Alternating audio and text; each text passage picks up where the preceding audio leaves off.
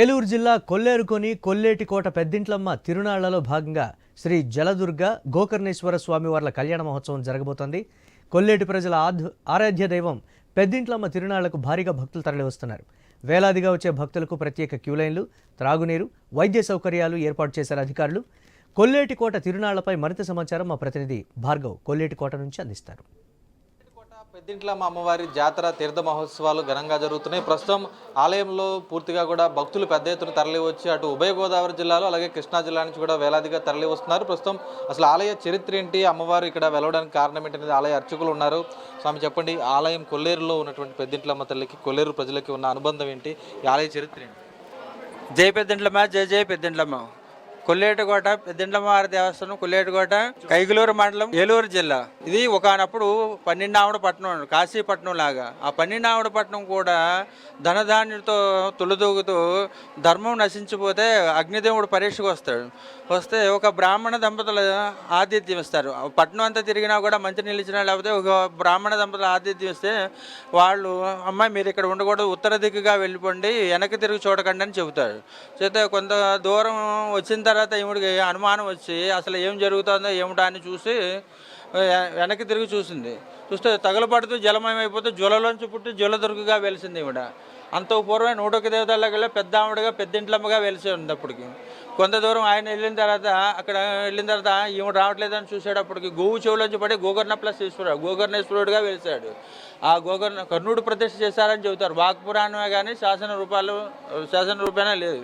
జై పెద్దింట్లమ్మ, జై జై పెద్దింట్లమ్మ. ఇప్పుడు ఉత్సవాలు కూడా జరుగుతున్నాయి కదా, ప్రతి ఏటా ఏ సందర్భంలో ఉత్సవాలు జరుగుతారు, ఏమేమి జరుగుతాయి? పాల్గొన శుద్ధ పాడ్యం నుంచి పౌర్ణమి వరకు ఉత్సవాలు జరుగుతాయి, కళ్యాణ ఉత్సవాలు.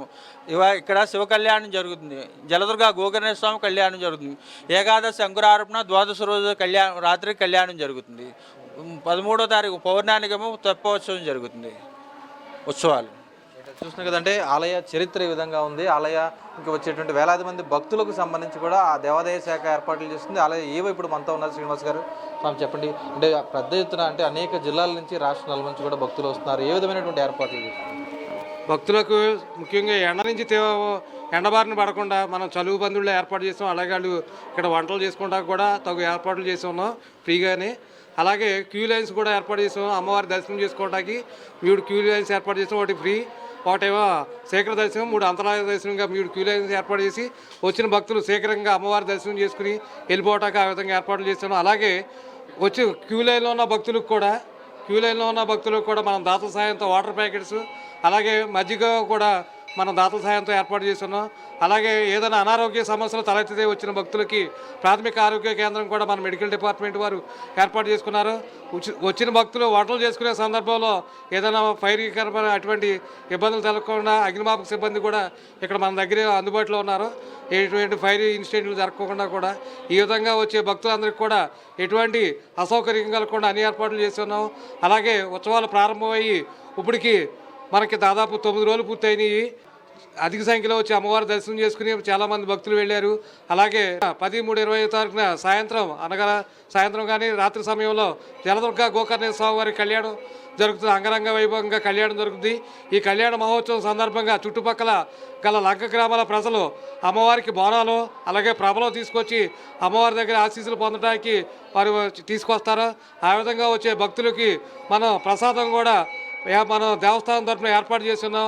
కావున ఈ కార్యక్రమాల్లో 50 మంది భక్తులు పాల్గొని అమ్మవారి కృపా కటాక్షలు పొందవలసిందిగా కోరుచున్నాం.